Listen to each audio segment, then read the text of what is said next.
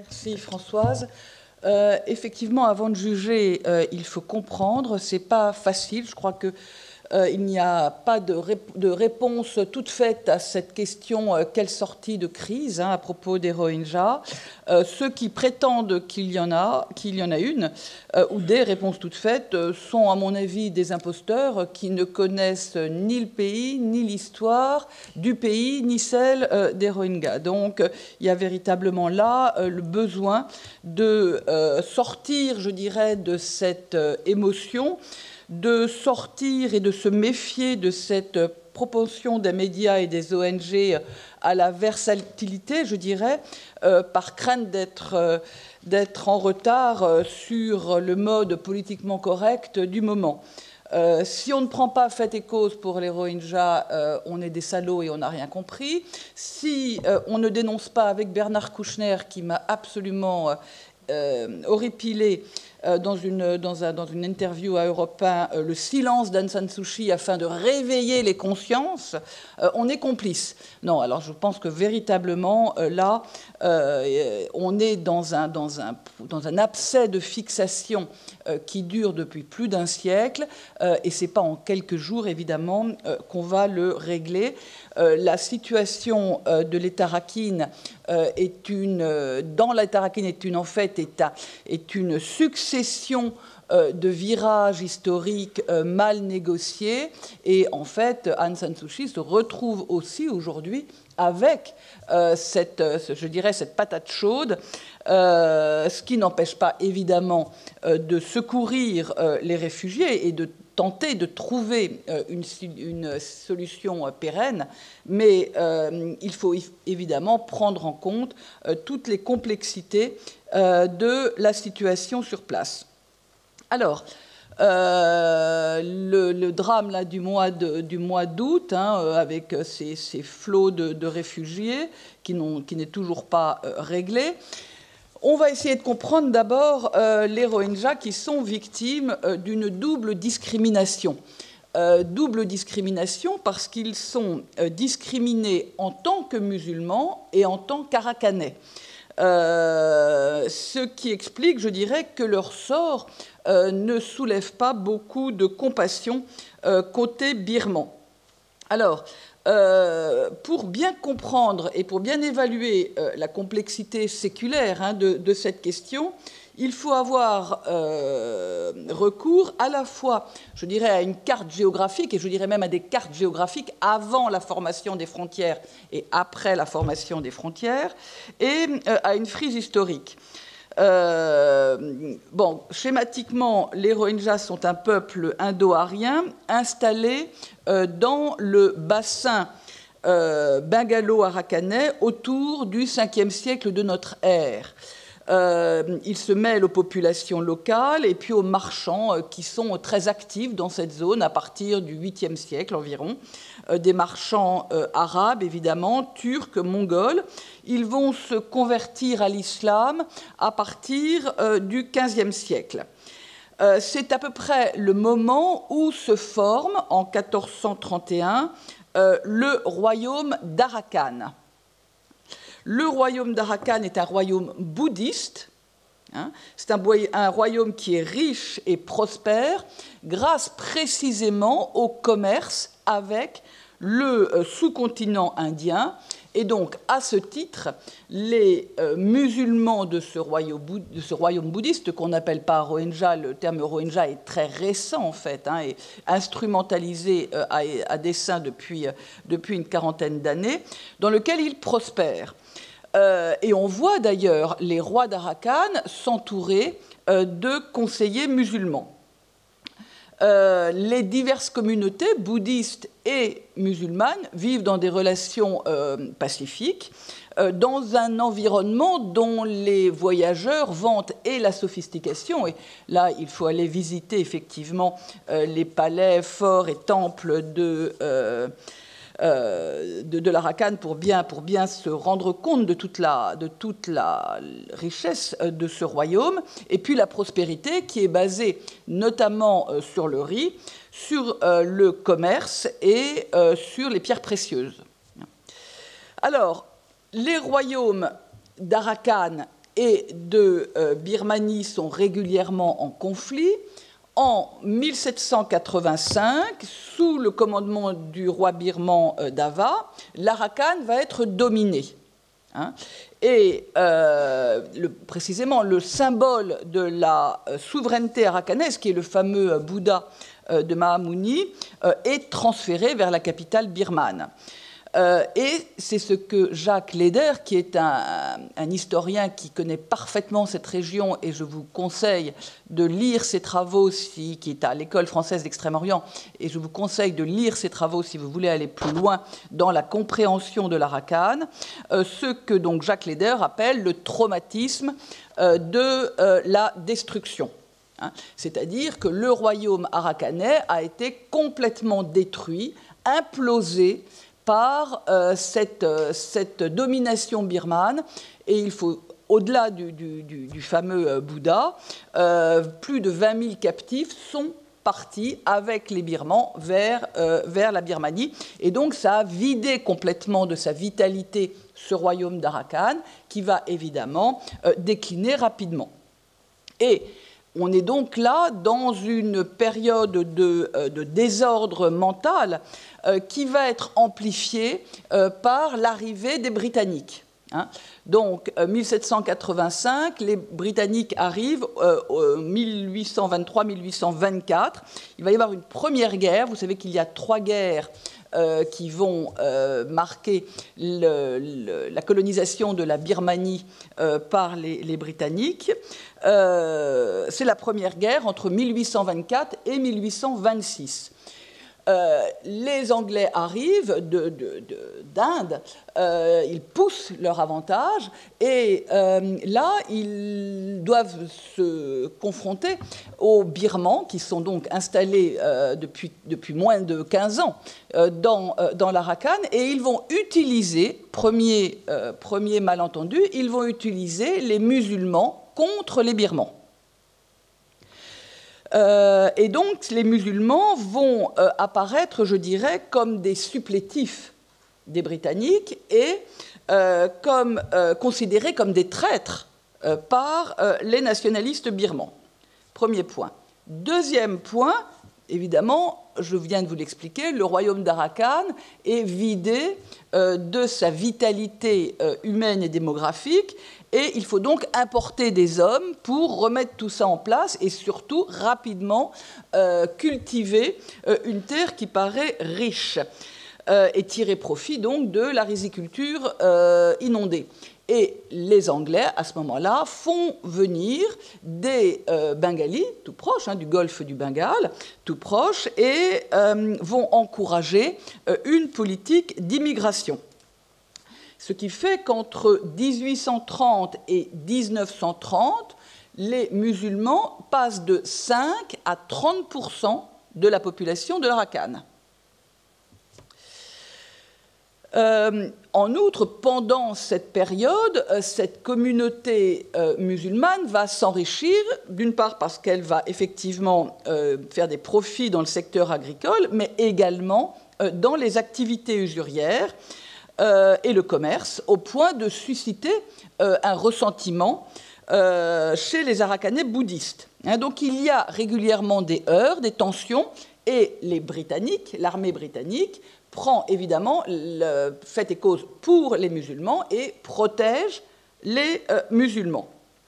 Ce qui fait qu'une fois qu'ils vont partir, d'abord dans un premier épisode au moment de l'occupation de la Birmanie par les Japonais, puis ensuite au moment de l'indépendance, les musulmans vont être esselés, impuissants face aux exactions des Arakanais bouddhistes, des Japonais et des Birmans. Et donc là, vous voyez déjà un ressentiment tenace qui réapparaît régulièrement. Et on parle du XIXe siècle. Alors, la période coloniale anglaise va encourager des changements irréversibles, vous l'avez compris, à la fois en termes de composition démographique en Arakan, et puis en termes de fixation des frontières de l'État birman. Et elle introduit je dirais, ce ressentiment entre Arakanais bouddhistes et Arakanais musulmans, dont on parle encore aujourd'hui, et également entre Arakanais et Birmans d'autre part. Il faut bien comprendre que pour un Birman de la plaine centrale, l'Arakan, c'est un peu le Far West, au sens littéral, je dirais. Donc, si vous voulez, il y a là aussi une carte mentale qui est en train de se mettre en place et qui marginalise et les Arakanais et encore plus les musulmans d'Arakan. Le nationalisme birman je vais très vite, on pourra revenir tout là-dessus, mais le nationalisme birman va d'abord se produire dans un contexte de violence. Il faut bien comprendre qu'il a fallu 3 guerres aux Anglais pour venir à bout de la résistance birmane, qu'il y a eu des tensions permanentes, au point d'ailleurs que les Anglais ont utilisé des Indiens pour gérer la Birmanie et dans l'armée birmane, qu'ils ont détruit aussi l'ordre social en Birmanie en abolissant la monarchie et en détruisant l'administration birmane. Donc il y a, si vous voulez, je dirais, d'une certaine façon, ce que les Birmans avaient fait subir aux Arakanais, ils l'ont subi un peu plus tard avec les Anglais. Et donc, dans ce contexte d'effervescence, où je vais introduire la question ethnique, qui est évidemment essentielle, puisque les Anglais, pour essayer de mieux contrôler ce territoire récalcitrant, ont évidemment, là mieux qu'ailleurs, divisé pour mieux régner, et donc ont monté les ethnies périphériques contre le centre, la plaine centrale birmane, je dirais. Dans ce contexte de tension, évidemment, ce sont les jeunes bouddhistes qui vont, ramasser, entraîner le sentiment nationaliste. Et donc, on va voir une convergence d'intérêts entre les élites politiques et religieuses en Birmanie pour former un fort sentiment national autour du bouddhisme. Et effectivement, le jeune mouvement contestataire, qui va commencer à vraiment prendre forme au tournant des années 1915-1920, ce jeune mouvement contestataire va s'appuyer précisément sur le clergé bouddhiste, notamment dans les zones rurales. Alors, je vais assez vite là aussi. L'éveil du nationalisme va permettre l'accès à l'indépendance, mais ce processus va être en fait, dès le départ, freiné par les divisions ethniques et l'instabilité politique. Alors, l'indépendance est activée en 1948, après donc l'intermède japonais. Intermède japonais qui est quand même intéressant parce qu'au fond, les Japonais ont été, entre guillemets, soutenus par l'armée de libération birmane conduite précisément par Aung San, le père d'Aung San Suu Kyi, qui lui-même jouait plutôt dans une alternative politique qui était le mouvement socialiste, mais qui néanmoins a joué la carte japonaise au détriment des Britanniques. Et ce sont précisément les minorités ethniques qui ont défendu, entre guillemets, les Britanniques. Ce qui, là aussi, a laissé des ressentiments tenaces. Et donc, la grande intelligence d'Aung San a été de comprendre que les années d'effervescence politique 46, 47, 48 qui vont mener à l'indépendance sont des années refondatrices et qu'il faut donc repenser l'identité de la Birmanie, enfin l'identité en tant qu'État-nation de la Birmanie, et donc essayer de réunir l'ensemble des ethnies autour d'un même projet.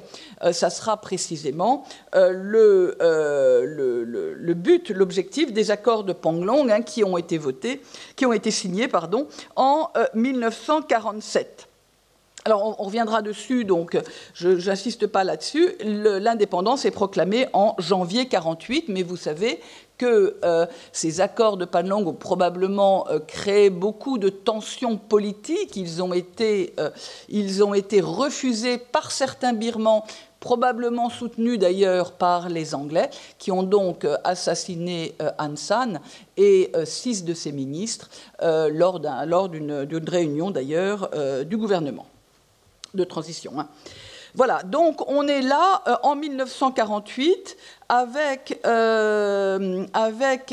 une société qui est complètement cassée. Premier point donc, l'héritage colonial britannique, qui est un héritage comme vous l'avez compris, de désordre mental, dont la psyché nationale birmane, en fait, ne s'est jamais vraiment bien remise. Il a fallu importer de la main-d'œuvre.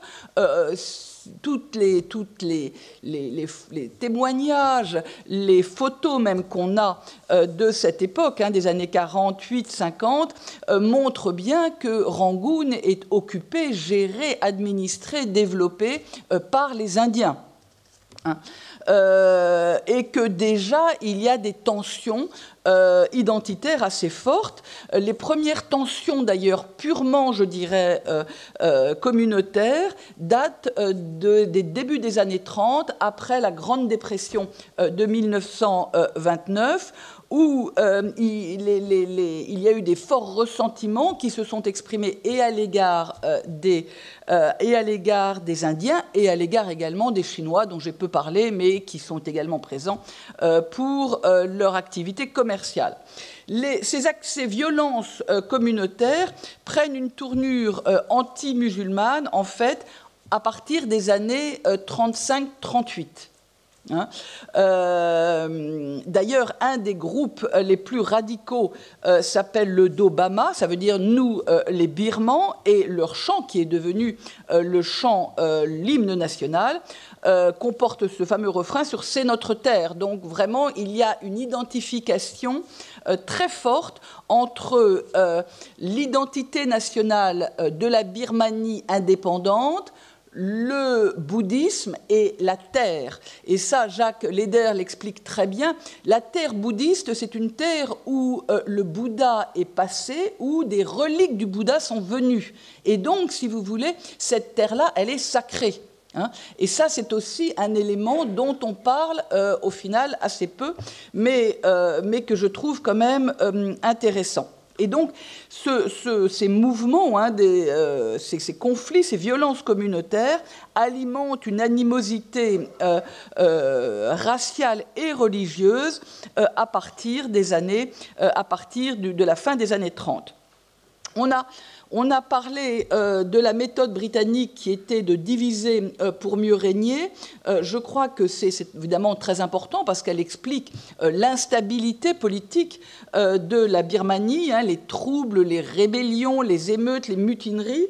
Et elle explique, en fond, ce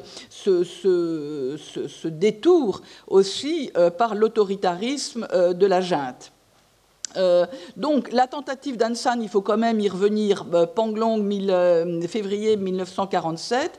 Aung San a réuni les représentants de 3 grands groupes ethniques, hein, les Shan, les Shin et les Kachin, pour essayer de négocier avec eux une adhésion, une intégration à cette nouvelle république birmane qui donnerait des droits égaux à tous les citoyens et aussi une certaine autonomie au sein de l'État fédéral.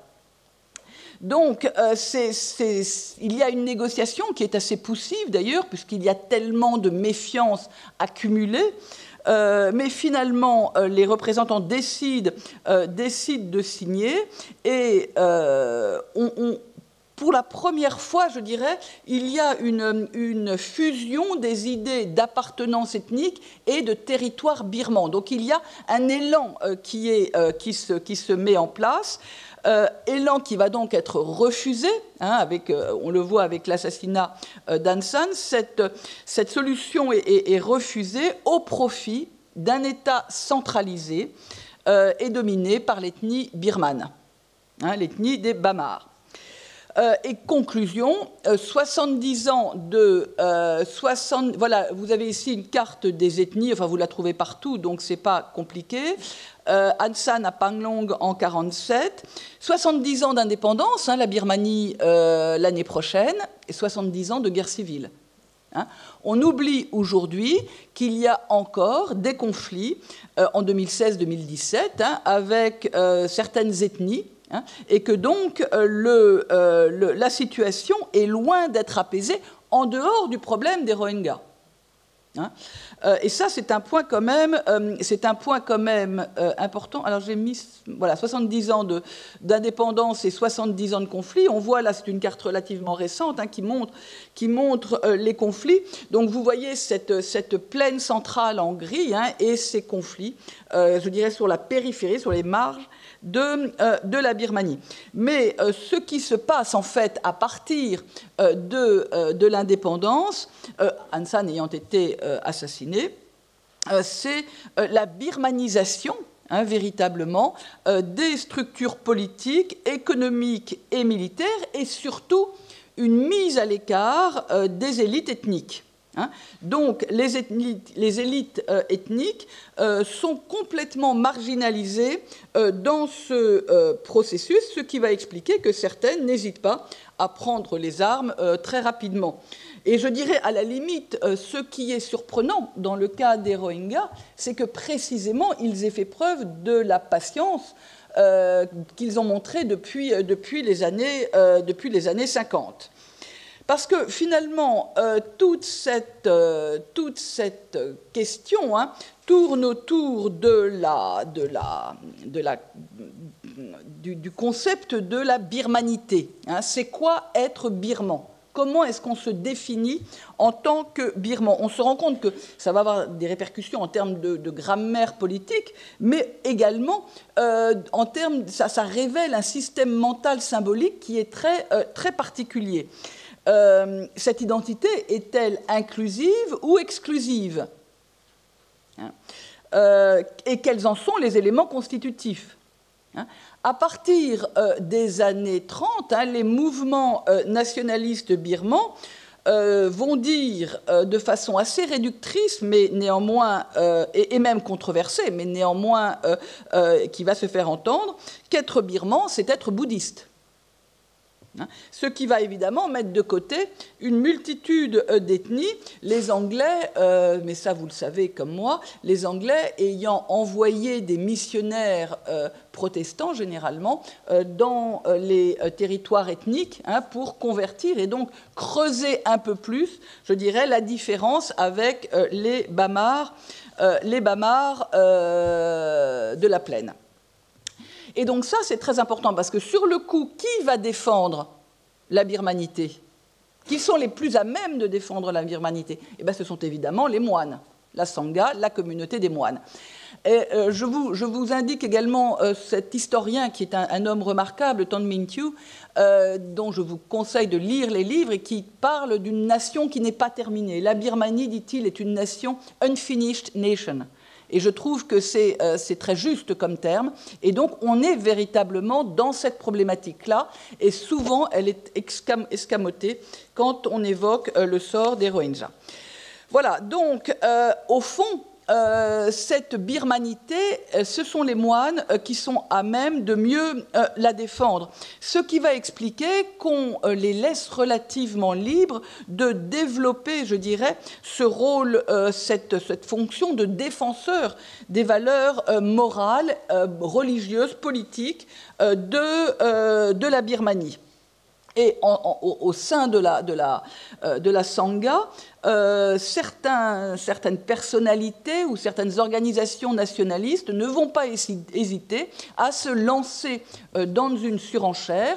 On le voit au début des années 90 avec le mouvement 969, dont vous avez dû entendre parler, qui sera ce mouvement conduit par le moine Viratu, et puis ce moine qui va être en fait emprisonné en 2003 pour incitation à la haine, mais qui va être amnistié en 2010, et puis vous vous souvenez de la fameuse couverture du Time Magazine parlant de ce moine comme du nouveau visage de la terreur bouddhiste. À partir de 2014, il va être rejoint par un autre mouvement bouddhiste nationaliste, le Mabata, qui va devenir assez rapidement influent. Et au fond, leur message comporte des incitations à la haine qui vont être largement diffusées via des affiches, via des sermons publics, via Internet et les réseaux sociaux.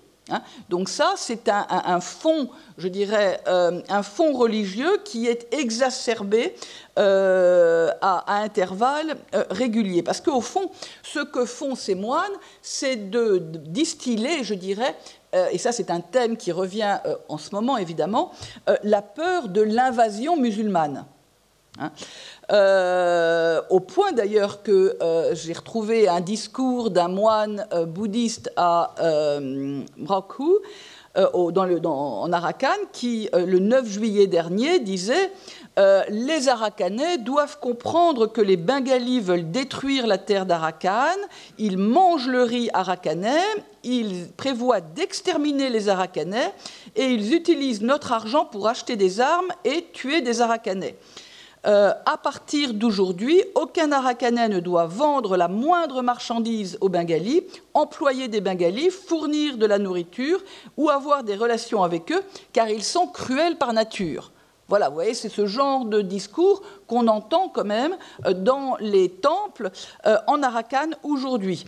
Et au fond, ce qui se dégage, c'est bien donc un refus total et absolu de la coexistence sur un même territoire. Donc ce qui était, je dirais, relativement naturel avant le XVe siècle et pendant la période du royaume d'Arakan est devenu aujourd'hui insupportable aux Arakanais.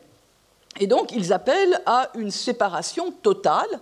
C'est pour ça qu'on veut les faire sortir et qu'on aura quelques difficultés, qu'on ne veut pas les faire revenir, ou alors qu'on veut les parquer, je dirais, dans des camps, parce que, au fond, et comme le dit d'ailleurs le Parti du développement national Rakhine, on ne veut pas résider avec eux dans des villes ou dans des villages de l'État d'Arakan. Voilà, donc on en est là. Les Arakanais bouddhistes accusent les musulmans de leur prendre leurs ressources et également de faire plus d'enfants. Ça, c'était donc d'où la peur de l'invasion musulmane, sachant qu'ils ont effectivement un taux de fécondité qui est plus élevé que celui des bouddhistes. Voilà, donc on en est là et on a donc une radicalisation de ce mouvement aujourd'hui et on va y venir. Alors, avant de venir à cette instrumentalisation, à cette radicalisation du mouvement, rapidement l'instrumentalisation politique, c'est-à-dire comment est-ce que cette question religieuse est devenue une question centrale dans la Birmanie contemporaine, qui explique précisément qu'Aung San Suu Kyi, quoi qu'en dise M. Bernard Kouchner, n'a pas les mains libres pour véritablement régler cette situation. Une politique officielle de xénophobie qui a été mise en place par Ne Win après son coup d'État en 1962, où les Rohingyas vont être finalement à nouveau considérés comme un ennemi intérieur. C'est une perception qui va s'amplifier avec la guerre du Bangladesh. Pour fuir la guerre, de nombreux Bengalis vont venir en Birmanie, vont s'installer en Arakan. Et donc, il va y avoir à nouveau un raidissement politique et des brutalités à l'égard des musulmans de l'Arakan. Donc, il y a une espèce d'amalgame permanent entre les nouveaux arrivés, ceux qui étaient là avant, et qui vont de toute façon se concentrer sur je dirais, le fourre-tout qui est le terme musulman. Les contrôles d'identité vont se transformer en chasse à l'homme dans les années 70. On se souvient de la fameuse opération des Nagamines en 1978, où l'armée, et je vais y revenir, va être chargée de vérifier le statut des habitants, et ça va effectivement se transformer en chasse à l'homme. C'est en 1982, précisément sous l'influence de ces événements, que va être votée la fameuse loi de l'adoption sur la citoyenneté, qui va donc redéfinir la liste officielle des 135 ethnies reconnues, et exclure les Rohingyas, à moins qu'ils puissent expliquer et montrer, faire preuve de leur présence sur le territoire avant 1823, c'est-à-dire avant le début de la guerre avec les Britanniques.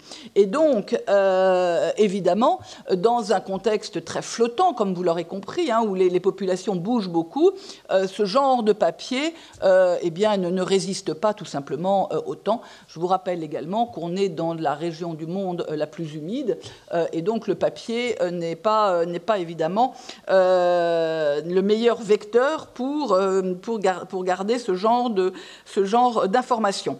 Et donc, évidemment, même s'ils étaient là ou si leur famille était installée avant 1823, ils ne peuvent pas le prouver. Et donc, ils sont considérés comme non-birmans, ils n'ont pas la citoyenneté, ils deviennent apatrides.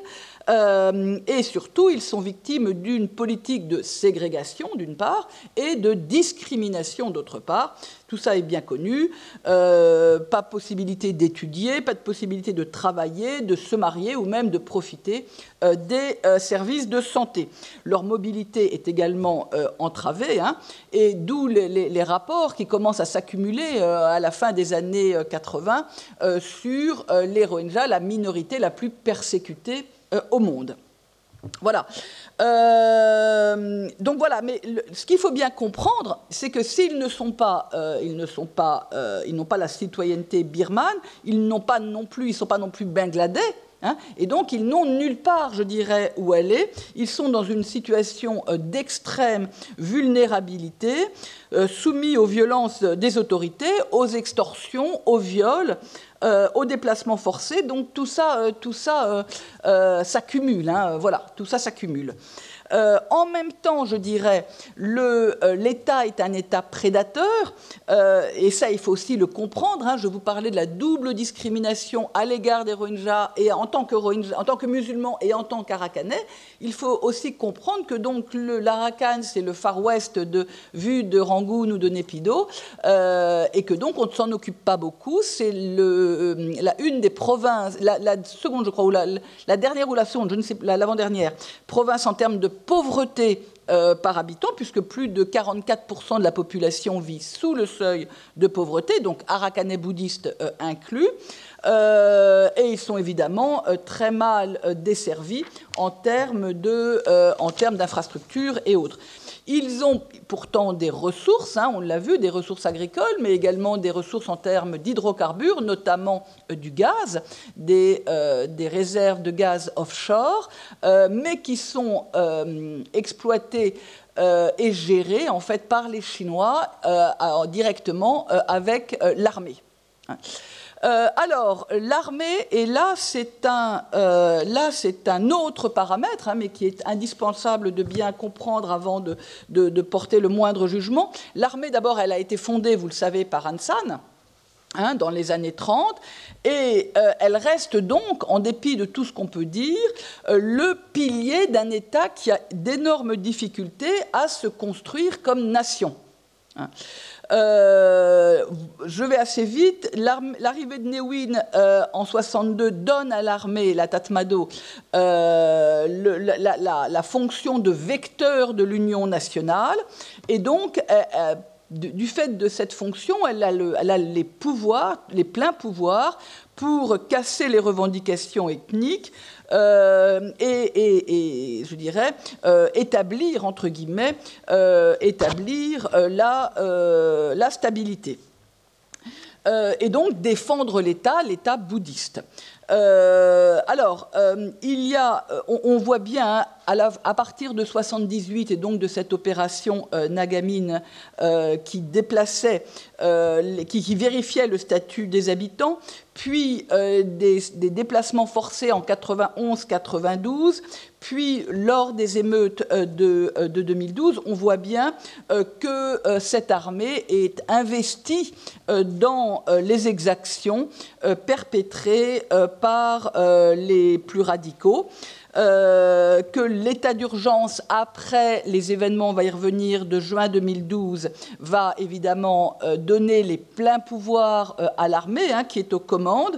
Et c'est là qu'on peut effectivement, que c'est d'abord l'idée d'un génocide, c'est-à-dire une politique d'un État ou d'une organisation visant à la destruction totale ou partielle d'une population en raison de son appartenance raciale ou religieuse. Et on voit bien qu'effectivement, l'armée s'organise, se coordonne pour cibler systématiquement les musulmans et donc est complice définitivement de ce génocide. Ce qu'il faut bien comprendre, c'est qu'il y a donc une convergence de vues, voire d'intérêts, entre la communauté des moines radicaux et l'armée.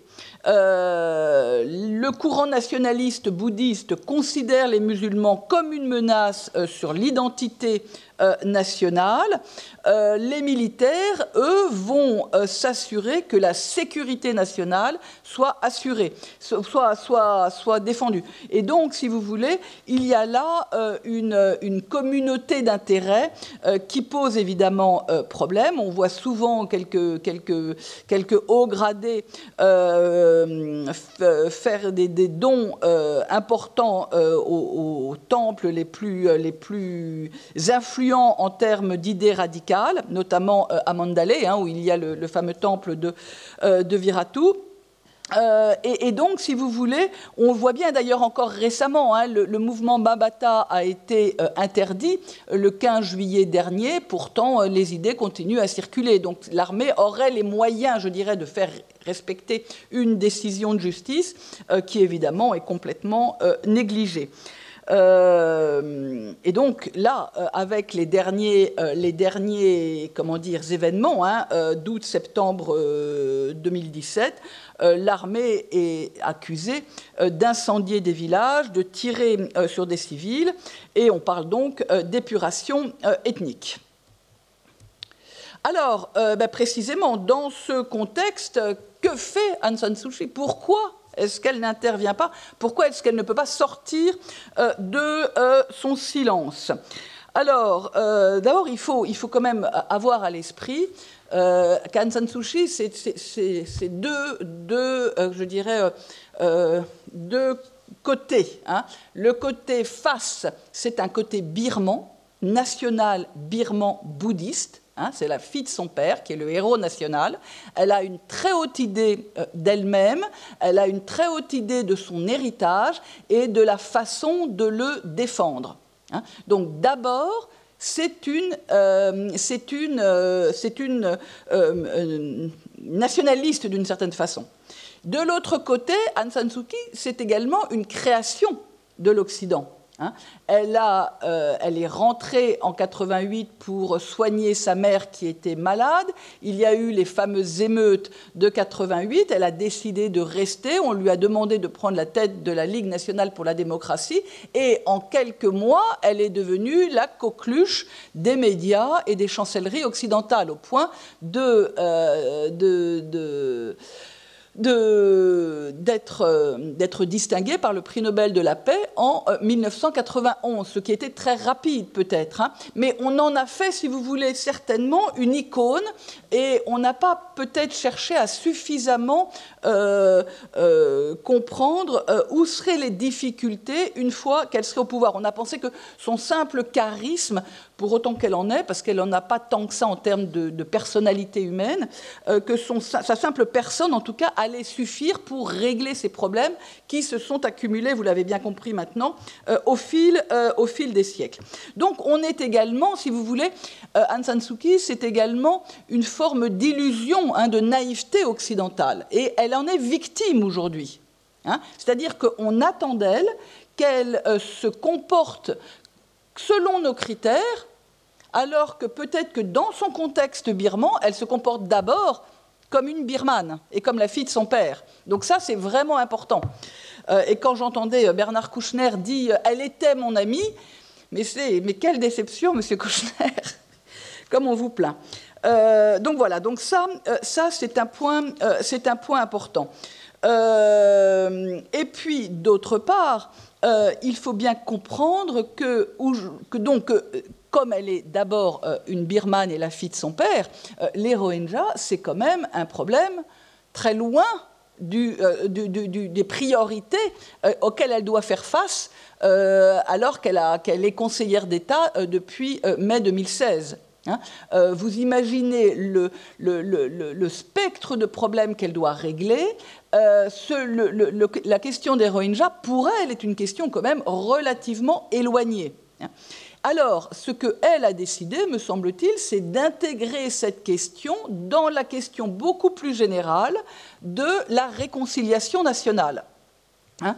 Et c'est-à-dire qu'elle ne veut pas accorder, je dirais, aux Rohingyas une importance particulière, mais en revanche chercher à les intégrer dans cette redéfinition de la birmanité qu'elle appelle de ses voeux. Et ça, c'est un point très important qui est passé complètement sous silence, parce que c'est évidemment une ambition à laquelle nous pouvons contribuer.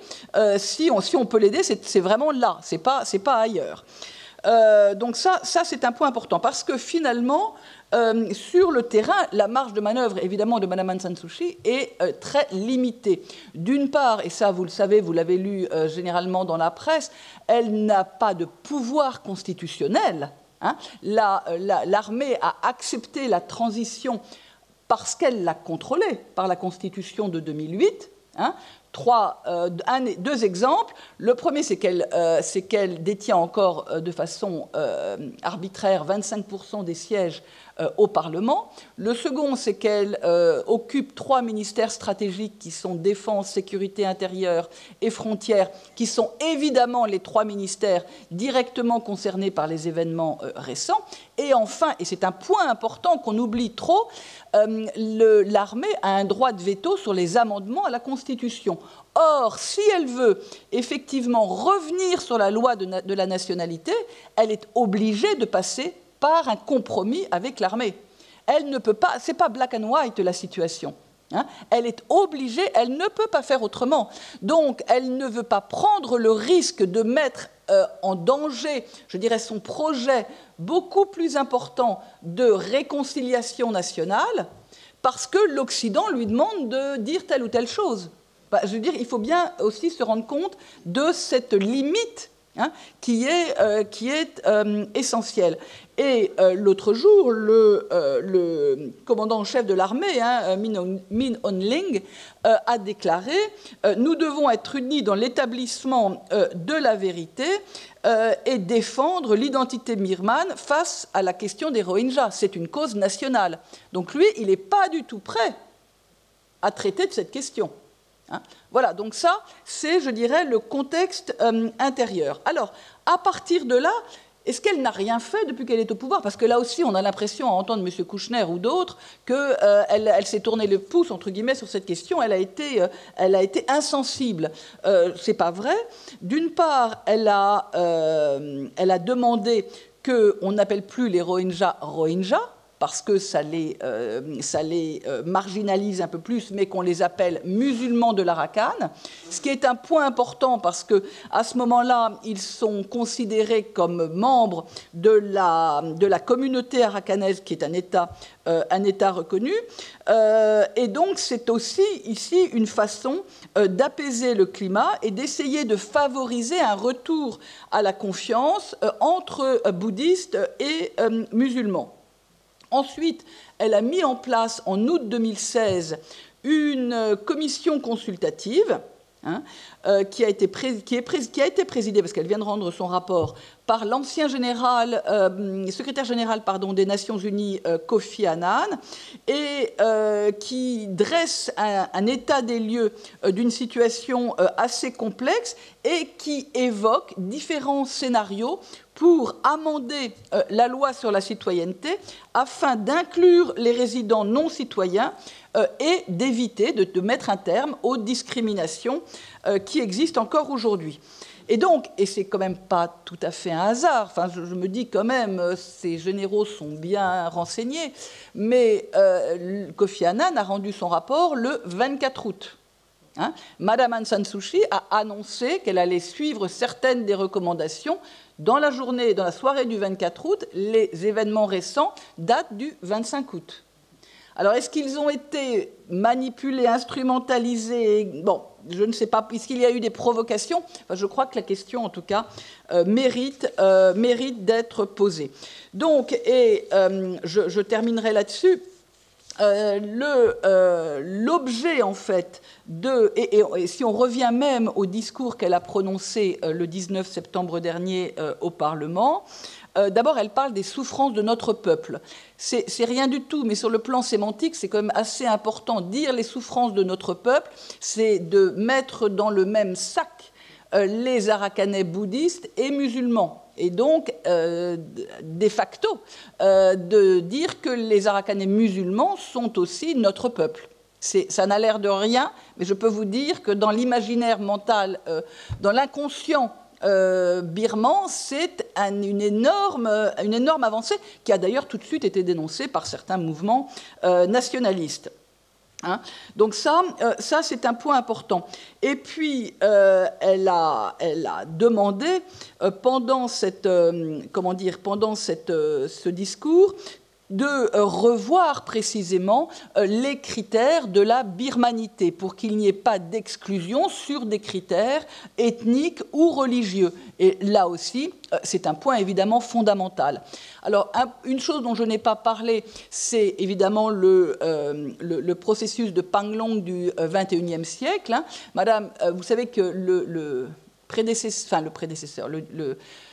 Thein Sein, le président qui a assuré la transition entre 2011 et 2015, avait lancé une conférence pour la réconciliation nationale qui s'est finie en octobre 2015 par un semi-échec parce que quelques 8 seulement des ethnies ont bien voulu signer l'accord de cessez-le-feu, donc c'était beaucoup moins que les 24 ou les 30 prévus. Et donc elle est revenue à la charge en lançant le Panglong du XXIe siècle, donc elle revient là où était, je dirais, son père en 1947 pour renégocier. Bon, on en est là, ça n'avance pas beaucoup et il est évident qu'aujourd'hui,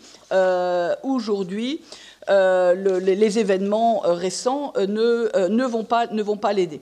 Alors, je termine simplement par la dimension internationale, parce que je crois qu'elle est aussi importante, on n'en parle pas beaucoup, et elle est quand même importante, d'une part, parce qu'il y a donc aujourd'hui, j'en ai pas parlé, mais la tentation d'un écho islamiste quand même, c'est-à-dire que cette souffrance accumulée des Rohingyas, ces humiliations accumulées depuis les années 40 pourrait être récupérée par des mouvements extérieurs et instrumentalisée par des mouvements extérieurs.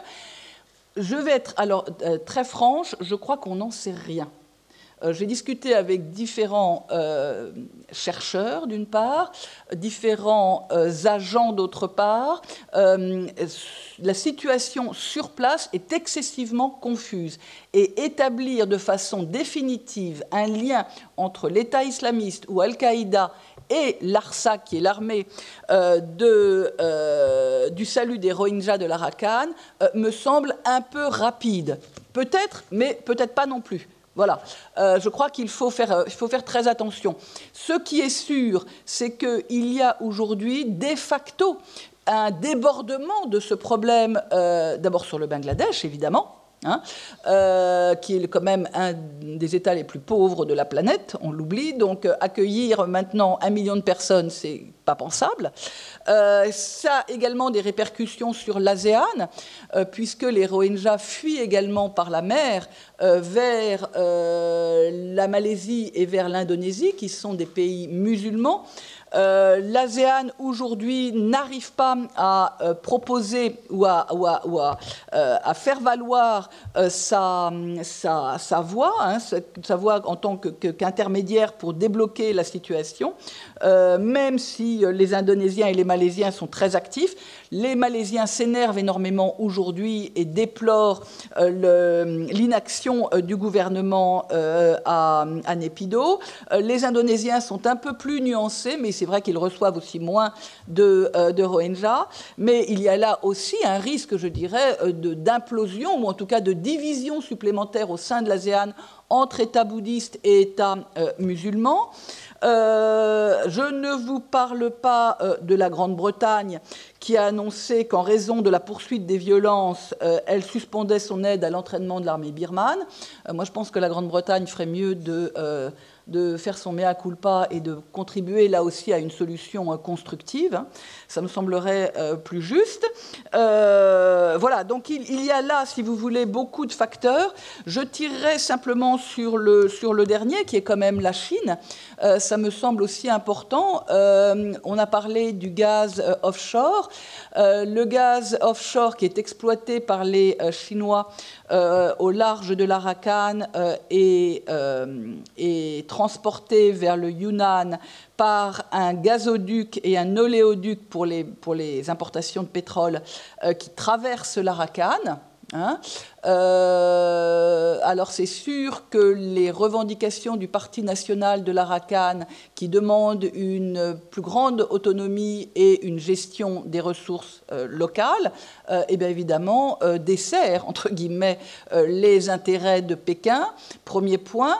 Deuxième point, il est sûr que l'armée birmane a des rapports particuliers, privilégiés, avec les Chinois, ça date de la junte, et que finalement, ça serait pas mal de rétablir ces liens.